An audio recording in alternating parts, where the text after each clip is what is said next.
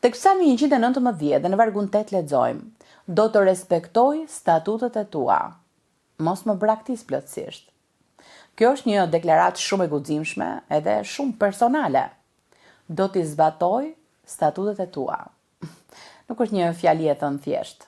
Është një vendim, një përkushtim i zemrës, i bërë me thjeshtësi dhe pastërti. Psalmisti e kupton qartë se statutet e Perëndisë nuk janë kufizime të rënda, por udhëzime që japin jetë. Ato formojnë karakterin ton, e ruajnë rrugën ton dhe na afrojnë në një marrëdhënie më të thellë me të. Do të respektoj statutet e tua, mos më braktis plotësisht. Krahas përkushtimit në këtë varg gjejmë edhe një lutje: mos më braktis plotësisht. Psalmisti e di mirë se besnikëria kërkon varësi nga Perëndia. Ne nuk mund ta zbatojmë fjalën e tij me forcën tonë.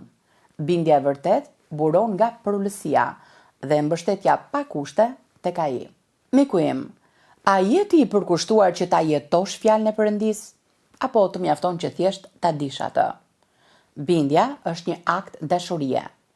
Kur zgjedhim të zbatojmë statutet e tij, ne shpallim se i besojmë urtësisë së tij më shumë se sa urtësisë sonë. Ne po themi se rrugët e tij janë më të mira se sa impulset tona.